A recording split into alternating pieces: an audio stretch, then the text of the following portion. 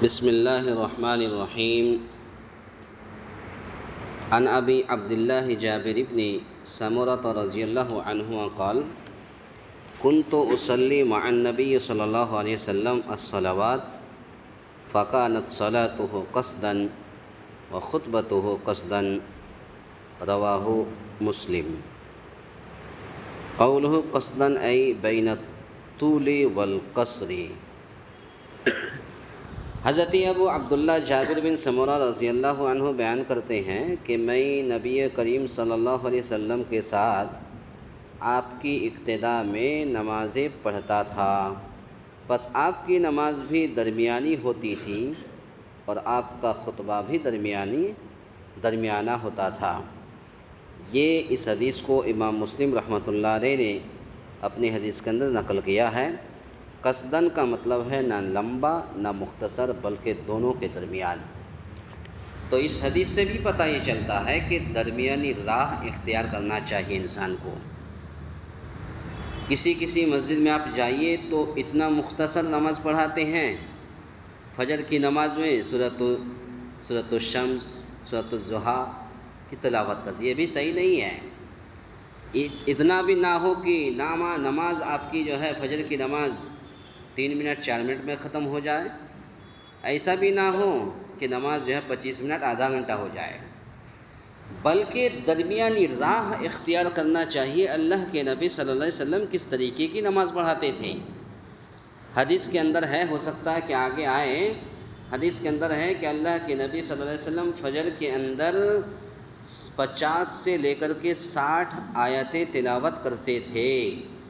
تو 50 سے 60 آیتیں یہ لمبی نہیں ہیں، کیونکہ اللہ کے نبی صلی اللہ علیہ وسلم نے برابر آپ فجر کی نماز پڑھاتے تھے اور 50 سے 60 آیت تلاوت کرتے تھے۔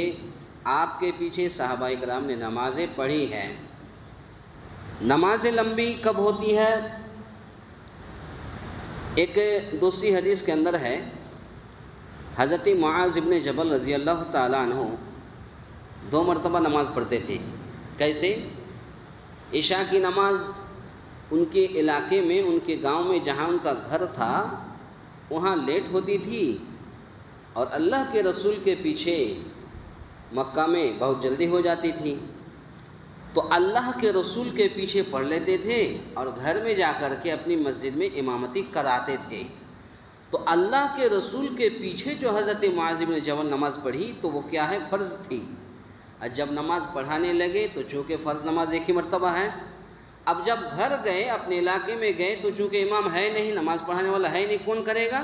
تو حضرت معاذ بن جبل تو ان کی نفل نماز ہوتی تھی، تو وہ اپنی نفل نماز شمار کر کے لمبی قرات کر دیے۔ اب ایک آدمی تھک کر کے آیا تھا، کام کر کے آیا تھا، وہ سوچا تھا کہ میں نماز پڑھوں گا جلدی جا کے سو جاؤں گا، اتنی لمبی تلاوت کی، آخر میں وہ صحابی رسول اللہ کے رسول سے جا کر کے کہا کہ اللہ کے رسول ایسی بات ہے۔ اللہ کے رسول نے حضرت معاذ بن جبل رضی اللہ تعالیٰ عنہ کو بلا کر کہا کہ لوگوں کو ہلاکت میں مت ڈالو، کیونکہ تم جب میرے پیچھے نماز پڑھی تو وہ فرض تھی، وہاں نفل تھی، تو نفل نماز تمہاری تھی، لیکن جو تمہارے پیچھے پڑھنے والے تھے ان سب کی فرض تھی، اس لیے فرض نماز میں اتنی لمبی نہیں ہونی چاہیے۔ پتہ یہ چلا کہ ایک امام کو آگے پیچھے دیکھ کر کے لمبی نماز پڑھانا چاہیے، نہ کہ بعض مساجد میں آپ جائیں گے نماز لمبی پڑھاتے ہیں۔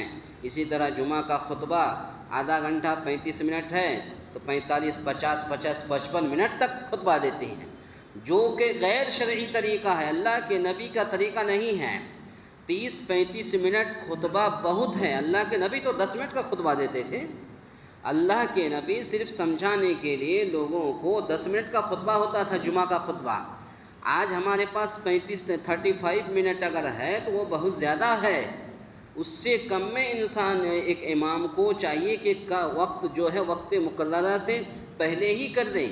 بعض مساجد میں ہیں، جیسے کہ آپ کے برکس کی مسجد خمیس، وہاں پر میں گیا تو پتہ یہ چلا کہ 50 منٹ کا خطبہ ہوتا ہے، تو جو کہ صحیح نہیں ہے۔ تو بعض مساجد میں ایسا ہے، اور امام کو بھی خیال رکھنا چاہیے پتہ یہ چلا، حدیث کا خلاصہ کلام یہ ہے کہ امام کا جماعت کی حالت میں لمبی نماز پڑھانا، اسی طرح جمعہ کا خطبہ، عیدین کا خطبہ وغیرہ میں لمبا خطبہ دینا سنت کے خلاف ہے، یہ سنت کے مطابق نہیں، سنت کے خلاف ہے۔ ہمیں اور آپ کو اس کا احساس ہونا چاہیے، اور اگر اس طریقے سے کہیں ہے تو آواز اٹھانی چاہیے، کہنی چاہیے۔ اللہ تعالیٰ سے دعا ہے، یا الہ العالمین ہم تمام مسلمانوں کو کہنے سننے سے زیادہ نیک عمل کرنے کی توفیق عطا فرمائے، آمین۔ اقول قولی ھذا استغفر اللہ لی ولکم ولسائر المسلمین واستغفروہ انہ ھو الغفور الرحیم۔